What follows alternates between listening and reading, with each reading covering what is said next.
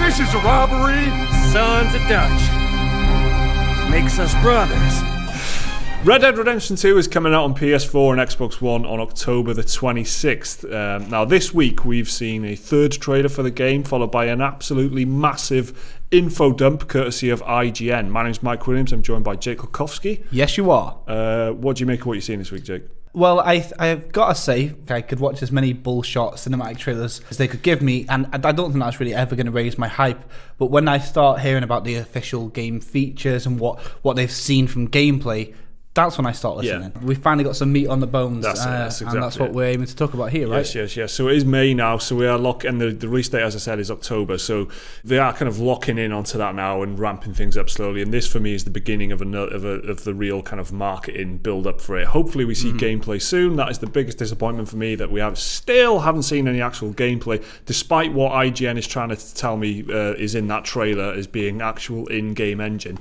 That's not exactly what I mean, is it? I just want to see the game running. I want to see someone playing it. I want to see what it's like to play. So that is the only thing that's really been missing for me. So there has been, like I said, a big kind of info dump from IGN. They set off about 4 or 5 previews at the same time on Thursday. And they were all kind of different headings, focusing on different things, like the character himself that you play in the game, and Arthur Morgan.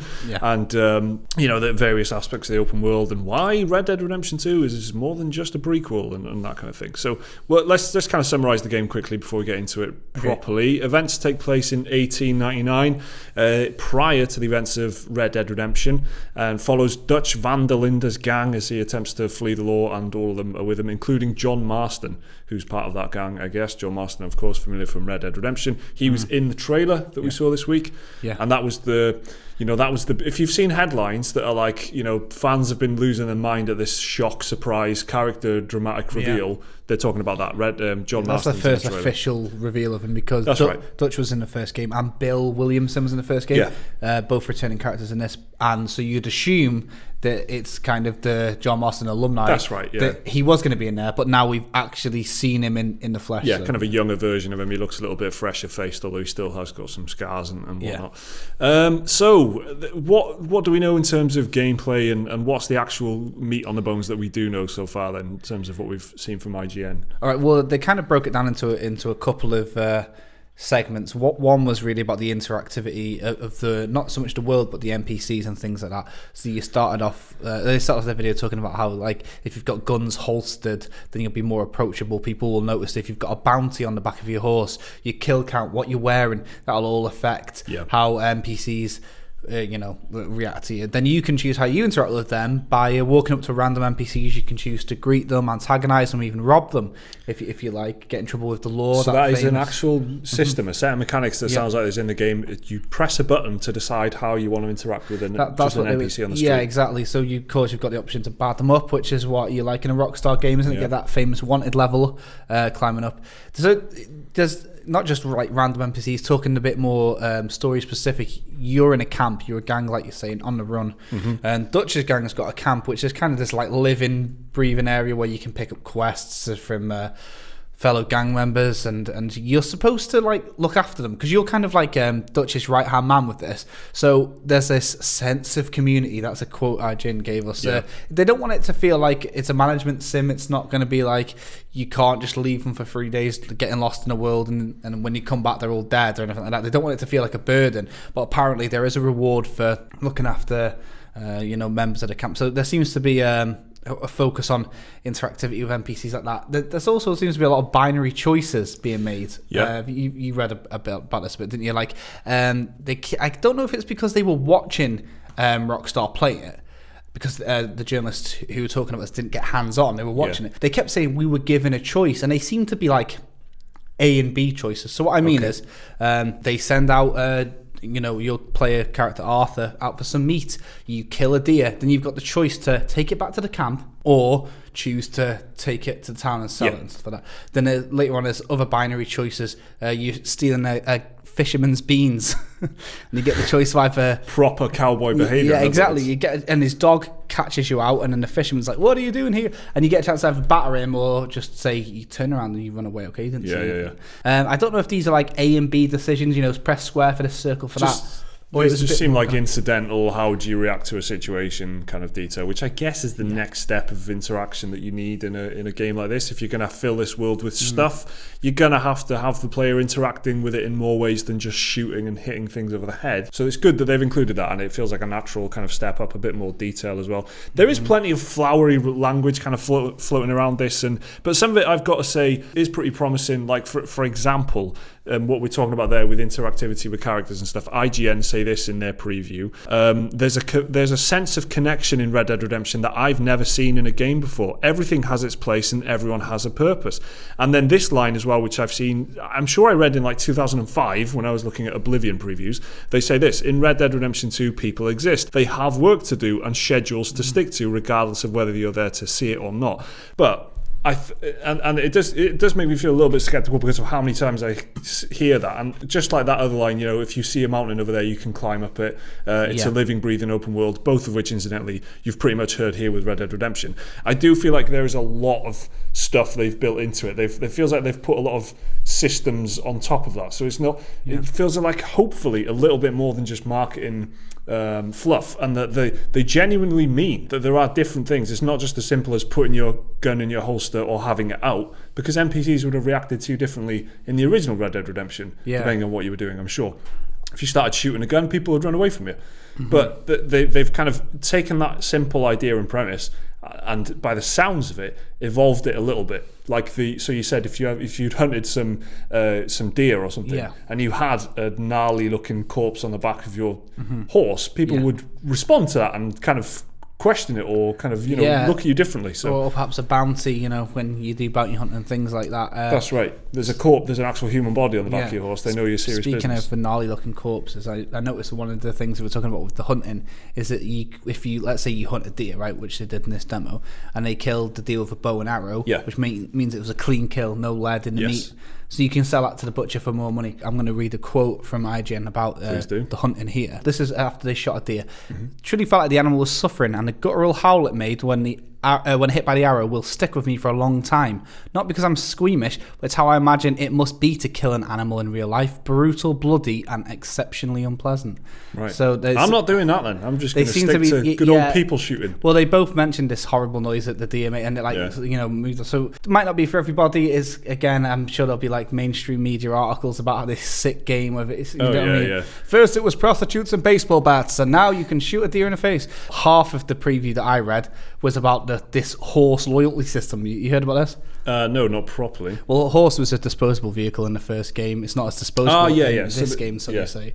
That you make a connection with your horse, and when it's agitated, grooming it or feeding it can be difficult, but when you have a strong bond with your horse, it won't be as skittish in firefights. It'll come to you when you call it and stuff like that. But so they give an example, right, where they're crossing some stream on their horse, and then they're like some bear as part of this demo, and some bear was kind of like growling and whatever on the other side of the river, and the horse was kind of reluctant to go forward, but because of the bond, Arthur Morgan was able to kind of convince it to keep going forward. Yeah, it seems like that's going to be an important thing. Where the quote that Rockstar said to the press was, for something to mean something, it's got to cost something. Yeah. So they want the horse to not just be transport from A to B, but also like a place where you carry supplies and large weapons. And it's something that's, the death is permanent, really. Like so if you lose a horse, it's down. That's it. If the horse is injured, you can like sprint to the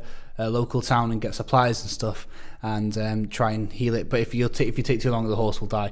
But you'll have to I guess kind of like, I don't want to say level it up, but you know what I mean? Like the bond's going to have to start from the beginning. They probably don't want you to say level it up either. No, exactly. Yeah, it sounds very like enhance the relationship, please. Enhance the relationship. But it's different breeds of horses. They were mentioning from different places. Oh yeah, they got white ones, black ones, spotted ones. They swamp horse. They got the mountain horse. No, they were saying about the horse system seems to be quite a big focus, that they want you to really feel connected with it. And which I guess when you're playing a game like this, it is. Like, you spend so much time with it, just on like The Witcher 3, just giving the horse a name. That's true, made you have a bit of a bond with Roach. Everybody knows Roach is memorable. If the horse from Red Dead Redemption had a name, I I'm assuming it doesn't, but it would have been memorable. It would have been a little bit more memorable. But the fact that it can die as well, it's going to make you keep an eye out for it, and just out of convenience, really. Do you know what I mean, even if you're not an animal lover, you don't care about it. You'll want to keep it just so you don't have to keep leveling up horses. I'm going to stick with that, mate. Okay, is that right? Can I do? Well, we didn't get invited to this event, so we can say whatever we want. We can say whatever the heck we want. Yeah, leveling up horses. That's what you get to do in Red Dead Redemption. We got to see some more about the open world as well. Did you? Yes. So some of the open world stuff was pretty encouraging. I think one of the things that make me think that it's going to be aside from the fact that it's a big open world Rockstar game and a sequel to Red Dead Redemption, the idea that it's going to be a huge kind of 9-10 out of 10 is how positive they were about how it looked. They were saying, this was just running on a base PS4, and let me tell you, it looked amazing. Vanilla PS4 they were showing off, and apparently it just looked phenomenal, which is like a key ingredient for your Game of the Year AAA material, and they were very encouraged by the way it looked. But moving back to one of the classic tropes that you were saying, that a lot of games say these sorts of, I don't know, like buzzwords and stuff like that. It looked as good as any other game looked on the PS4.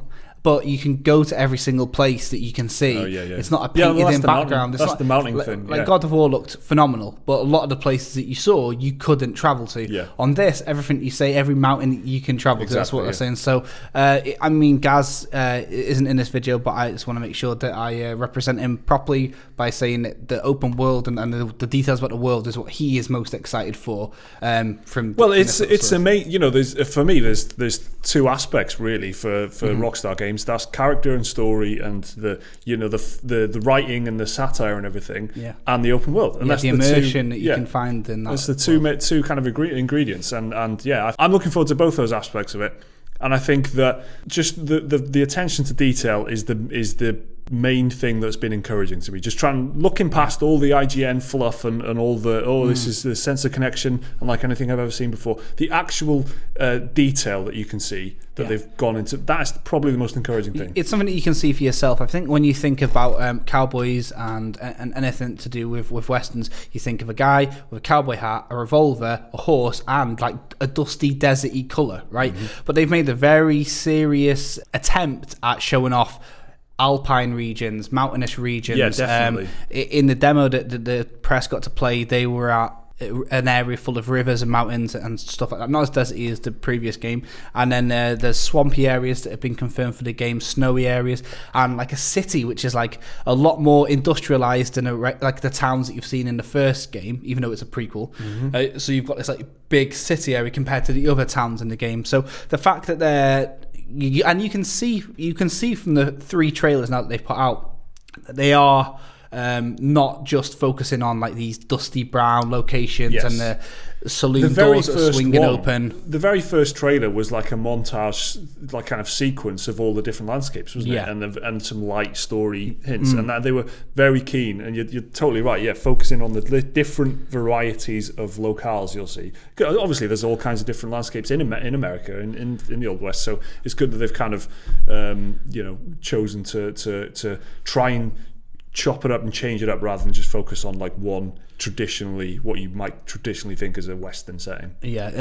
That's the open world and the story covered. I guess the other thing that they were really pushing towards at the end of them, they showed the press a robbery. You get back to your camp in the evening and Bill from the first game sets you off on a quest. Now IGN asked Rockstar if it was a side quest or a main quest. Rockstar didn't tell them basically, so IGN can't tell. But anyway, you ride towards the bank with all your gang, and you've got a Karen, her name is. She's like the female member of the gang, and she's going to cause a distraction. So then you go into the bank. It's all kind of one continuous cinematic shot. The camera's behind you. There's 5 safes in the bank, and then you can't crack them all, but blowing them up will be louder. So you've got the choice then, do you want to crack the safes or do you want to use dynamite to blow them up? You make your decision, and then the sheriffs and the lawmen are outside. There's a bit of action. IGN didn't really go into much detail about it other than Deadeye is in it, and they were saying it's very much in line with the Red Dead that we all know. Someone got their hat shot off, and if you want to get that hat back, you have to go back and get it, and if you don't, that hat's gone. That's dead to you, mate. Well, on that massive revelation that your hat is permanent and that you have to go back and retrieve it if it gets shot off, let's leave the video there. That's Red Dead Redemption 2. There's a ton of new info that's just emerged this week. We'll put some links down in the description because we didn't touch on the half of it. This is just kind of our reaction to it and stuff as well.